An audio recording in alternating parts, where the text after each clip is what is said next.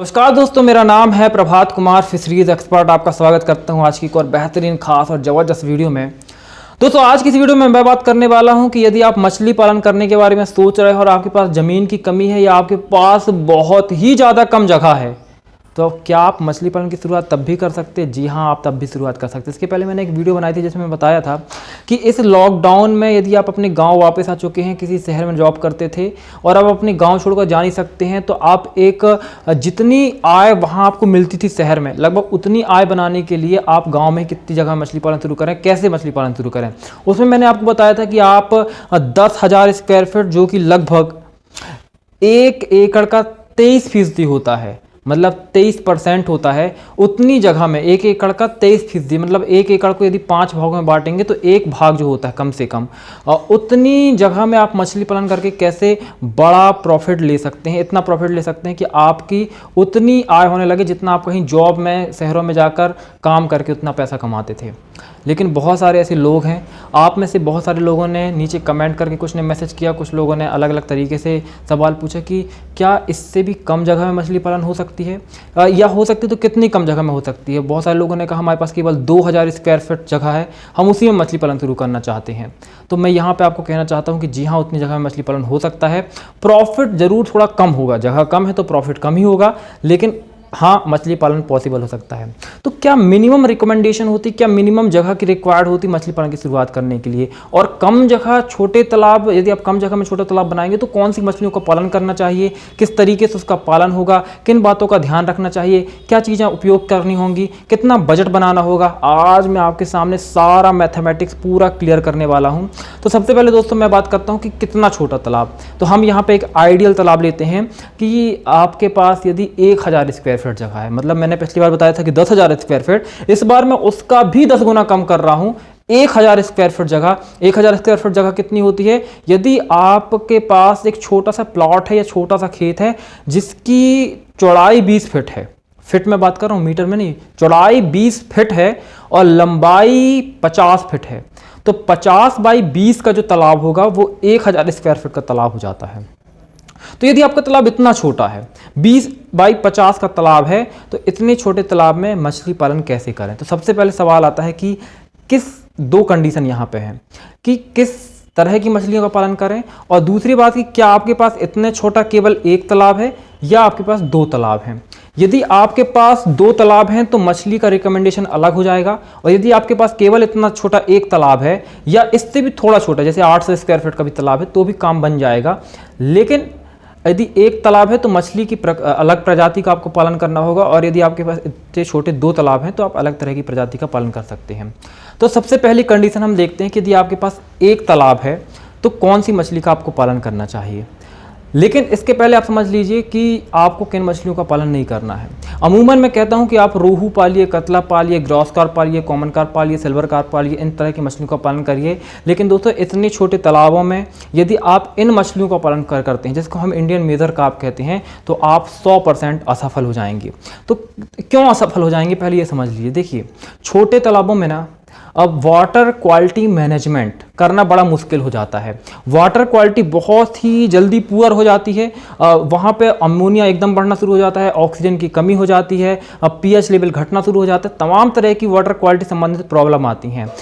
ये जो Indian major carp जैसे रोहू, कतला, मृगल होती हैं, इनके लिए अच्छा एनवायरनमेंट चाहिए होता है, और दूसरी बात, इनका सर्वाइवल रेट इतने छोटे तालाबों में नहीं होता है। इनके लिए रिकमेंडेशन होता है कि कम से कम आपके पास 10,000 स्क्वायर फीट का यदि तालाब है तो ही आप इन मछलियों का पालन करने के बारे में सोचें। यदि आपके पास बहुत छोटा, क्या लोग होते हैं ना, बहुत सारे लोग सोचते हैं कि हम मछली पालन की शुरुआत करेंगे और छोटे तालाब में मछली पालन की शुरुआत करके छोटा करके देखते हैं कि उसमें प्रॉफिट होता है कि नहीं। यदि प्रॉफिट होगा तो हम बड़ी जगह में कर लेंगे। अब वो छोटा सा 1 या 2,000 स्क्वायर फीट का तालाब बना लेते हैं, उसमें रोहू, कतला, मृगल के बच्चे ला के डाल देते हैं।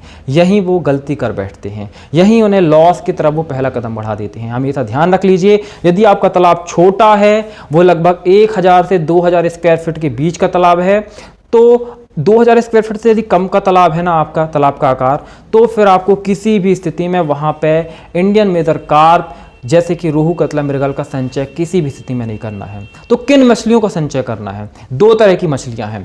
पहली, मगूर मछली, और दूसरी पंगेसियस मछली। मगूर और सिंघी ये मछलियां भी पालन कर सकते हैं। तो मगूर, सिंघी और पंगेसियस जैसी मछलियां, ये 3 मछलियां हैं जिनका आप पालन कर सकते हैं। पर इसमें एक कंडीशन है, यदि आपके पास एक तालाब है तो आप मगूर की तरफ जाएं, और यदि आपके पास जैसे 800-800 स्क्वायर फीट के 2 तालाब हैं, या फिर आपके पास 700-700 स्क्वायर फीट के 2 तालाब हैं, तो फिर आप पंगेसियस की तरफ जाएं। ऐसा क्यों, मैं आपको समझा देता हूं। मगूर मछली के अंदर ग्रोथ लगभग एक बराबर एक जैसी देखने को मिलती है, लेकिन पंगेसियस के अंदर क्या होता है कि ये आपने तालाब में जैसे 100 बच्चे डालते हैं तो 100 बच्चे एक ही गति से नहीं बढ़ते हैं। कुछ 100 बच्चों में से 70-75 बच्चे तो एक बराबर गति से बढ़ेंगे हम, लेकिन कुछ 10, 20, 50, 25 बच्चे ऐसे होंगे, 25% बच्चे ऐसे होते हैं जो बाकियों से दुगनी गति से बढ़ जाते हैं। अब यदि एक तालाब में 20-25 बच्चे, 100 बच्चों में से 20-25 बच्चे ऐसे हैं जो बाकियों से दुगने बड़े हैं आकार में, तो वो वाली बात होती है ना कि जैसे अमीर और अमीर होता चला जाता है, गरीब और गरीब होता चला जाता है। तो जो छोटे रह गए हैं वो और छोटे होते चले जाएंगे, क्योंकि जो बड़ी मछलियां होंगी वो अपनी दादागिरी दिखाएंगी तालाब के अंदर, और जो भी आप फीड देंगे खाने के लिए वो पहले लपकेंगे। अब चूंकि वो बड़ी हैं तो उनकी फीडिंग भी ज़्यादा होगी, वो खाएंगी भी ज़्यादा, तो वो दूसरों के हिस्सों का भी खाना खा जाती हैं। इसलिए बड़ी मछली और बड़ी होती चली जाती हैं और छोटी मछली और छोटी चली जाती है, बहुत सारी मछलियाँ तो मर जाती हैं। तो यदि आप पंगेसियस मछली को पाल रहे हैं तो वहां पे ग्रेडिंग करना जरूरी हो जाता है, यानी कि जो मछलियां बड़ी होती चली जा रही हैं, एक सर्टन आप अमाउंट बना लीजिए कि इतने ग्राम से ज़्यादा की मछलियां जो हैं उसको एक तालाब में छांट के कर दीजिए, और उससे छोटी मछलियों को फिर एक तालाब में कर दीजिए। अब जो मछलियां कह सकते हैं कि अब फिर 2 तालाबों में 1 महीने बाद फिर से दोनों तालाबों की निगरानी करिए। अब पहले तालाब में जो बड़ी बड़ी मछलियां होंगी उनको फिर एक तालाब में कर दीजिए, उस तालाब में जो छोटी मछलियां रह गई हैं उनको फिर इस तालाब में कर दीजिए। इस तरीके से थोड़ा सी अल्टी पलटी करके कि बड़ी बड़ी मछलियों को अलग, छोटी छोटी मछलियों को अलग, पंगेसियस में ये करना पड़ता है। पंगास मछली या पयासी मछली में ये करना पड़ता है। यदि आप ये नहीं करेंगे तो आप अल्टीमेट लॉस में चले जाएंगे। इसलिए यदि आप पंगेसियस का कल्चर करना चाहते हैं तो आप ये सुनिश्चित कर लीजिए कि आपके पास 2 तालाब हों। अब हम बात करते हैं मगूर मछली के पालन के बारे में। मगूर मछली को यदि आप एक तालाब है आपके पास तो केवल एकमात्र विकल्प बचता है कि अब आप केवल मगूर का पालन कर सकते हैं। अब मगूर 2 तरह की होती हैं। पहली होती है हाइब्रिड मगूर, जो कि पूरे भारत में लगभग बैन है। यदि आपने उसका पालन किया या अपने तालाब में रखा भी, सरकार को पता चल जाएगा ना, किसी सरकारी ऑफिसर को, वो आपके तालाब में आएंगे, बच्चे आपके पूरे मार देंगे बाहर निकाल के, और उसमें जो खर्चा आएगा वो ऊपर से आपसे ही लेंगे। तो हाइब्रिड मगूर का पालन नहीं करना है, आपको करना है देसी मगूर का पालन, या आप सिंघी मछली का पालन कर सकते हैं। तो अब मगूर मछली का आपको पालन करना है तो सवाल ये आता है कि मैं डालूं कितने। आपका यदि 50 बाई 20 यानी 20 बाई 50 का 1000 स्क्वायर फीट का तालाब है तो कितने बच्चे आपको डालें। वैसे तो मगूर मछली एक वायु श्वसन मछली है, मतलब वो वायुमंडल से भी सांस ले पाती है। मछलियां गिलफड़े से सांस लेती हैं, लेकिन मगूर में क्षमता होती है कि वो गलफड़े के अलावा भी अन्य अंगों से सांस ले पाती है। उसके बाद अतिरिक्त श्वसन अंग होते हैं। तो पानी की क्वालिटी, चूंकि मैंने ऐसे बताया कि छोटे तालाब में बहुत जल्दी रिड्यूस हो जाती है, तो इस मछली को इफेक्ट नहीं पड़ता उस चीज़ों से। इसीलिए मगूर मछली का छोटे तालाब में रिकमेंडेशन मेरा होता है कि आप पालन करें तो मगूर का करें। तो पहली चीज़ तो ये कि पानी की पुअर क्वालिटी से इसको बहुत ज़्यादा इफेक्ट नहीं पड़ता है, तो यहाँ पे आप उसका पालन कर सकते हैं। अब संख्या, अब चूंकि छोटे तालाब में इसकी टॉलरेंसी अच्छी होती है, इसकी ना कह सकते हैं सहनशीलता अच्छी होती है, इसलिए ज़्यादा मात्रा में इसका पालन कर सकते हैं आप। तो यदि आपका 1000 स्क्वायर फीट का तालाब है, तो यदि आप अनुभवशाली हैं, आपका कुछ अनुभव है, एक्सपीरियंस है, आप मछली पालन को थोड़ा सा डिटेल में बेसिक उसके जानते हैं, तो आपको क्या करना है, आप इसके 1000 से 1500 तक बच्चे स्टॉक कर सकते हैं। लेकिन यदि आपका बहुत अच्छा एक्सपीरियंस नहीं है तो मेरा रिकमेंडेशन ये है, यदि आप नए हैं तो 500 से 600 बच्चे 1000 स्क्वायर फीट यानी 20 बाई 50 के तालाब में आप स्टॉक करिए। अब यहाँ पे दूसरी इंपॉर्टेंट बात आ जाती है कि चूंकि आपने हाई डेंसिटी में बच्चों को स्टॉक किया है, ज़्यादा डेंसिटी में बच्चों को पाला है, तो यहाँ पे आप नेचुरल फीड जो तालाब के अंदर स्वयं से बनता है, जो हम कह सकते हैं फर्टिलाइजर जैसे गोबर वगैरह डाल के पैदा करते हैं, उससे काम नहीं चलने वाला है। क्योंकि मछलियाँ ज़्यादा हैं तो उनकी खुराक भी ज़्यादा होगी, बहुत कम जगह में बहुत ज़्यादा मछलियाँ आपने पाल ली हैं, तो आपको आर्टिफिशियल फीडिंग करवानी पड़ेगी। अब आर्टिफिशियल फीडिंग में आप क्या दे सकते हैं, यहाँ पे आप कह सकते हैं सोयाबीन की खली, आप सरसों तेल की खली या मूंगफली की खली, चावल का चोकर, ये चीज़ें दे सकते हैं। लेकिन आपको ये सुनिश्चित करना पड़ेगा कि जो चीज़ आप दे रहे हैं खाने के लिए वो हाई प्रोटीन हो। लगभग 40% प्रोटीन का फीड रिक्वायर्ड होता है मगूर मछली के लिए।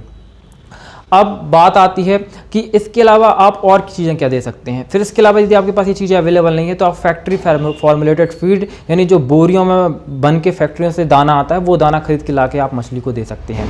यदि आप इसे और प्रॉफिटेबल बनाना चाहते हैं तो आप देखिए कि आपके घर के आसपास स्लेटर हाउस कहाँ पे है, बूचड़ खाने कहाँ पे है। बूचड़ खाने में जो मांस की कटाई छटाई के बाद जो टुकड़े बचते हैं ना, वो उसे फेंक देते हैं। आप उसे खरीद कर सस्ते दामों में या तो कई बार आपको फ्री में मिल सकते हैं, उसको ले आइए और उसको चॉप कर करके मछलियों को डालना शुरू कर दीजिए। मछलियाँ उसे बड़े चाव से खाती हैं। ऐसे में आपकी फीडिंग की लागत कम आ जाती है। तो यदि आपके पास ये एक सुविधा उपलब्ध है तो आप बहुत ही अच्छे तरीके से इसमें प्रॉफिट गेन कर सकते हैं। तो मगूर मछली के इतना सब करने के बाद आखिरी में लगभग 5 से 7 महीने के बाद इसमें प्रोडक्शन आप ले सकते हैं। और मगूर मछली के बारे में आपको बता दूं कि मछली बहुत ज़्यादा बड़ी नहीं होती, लगभग 500 से 600 ग्राम की होती है। इस तरीके से यदि आपके तालाब में आपने 500 किलो भी उत्पादन ले लिया तो 100 रुपये किलो के हिसाब से आपकी मछली 40 से 50 हज़ार रुपये तक आप उत्पादन ले सकते हैं यदि आप थोड़ा अच्छे तरीके से इसको करते हैं, समझ कर जानकर। और वही यदि मैं इसके खर्च की बात करूं तो ओवरऑल जिसका सारा खर्च होता है वो 10,000 रुपये तक आपका जा सकता है, क्योंकि हाई डेंसिटी में पालन करने के कारण आपको सबसे बड़ा खर्च फीडिंग का खर्च खुद के जेब से उठाना पड़ेगा। नेचुरल फीड पे आप डिपेंड नहीं हो सकते हैं।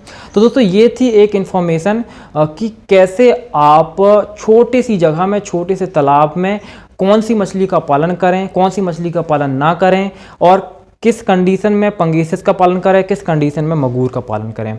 तो मुझे लगता है कि अब आपके दिमाग में बहुत क्लियर हो गया होगा कि यदि आपके पास बहुत कम ज़मीन है, छोटी सी ज़मीन है एकदम, मैंने बताया कि 20 बाई 50 का प्लाट बहुत छोटा प्लाट होता है, तो उसमें कैसे मछली पालन कर सकते हैं।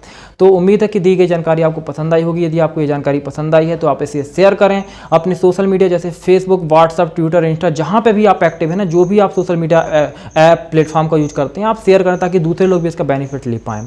साथ ही यदि चैनल को अभी तक आपने सब्सक्राइब नहीं किया है तो इस तरह की और वीडियो देखना चाहते हैं ना, तो चैनल को सब्सक्राइब जरूर कर लें। नीचे एक रेड कलर का बटन होगा, उसको दबाकर आप चैनल को सब्सक्राइब करके इंश्योर कर लीजिए। साथ ही बेल का आइकन भी जरूर दबा दीजिएगा।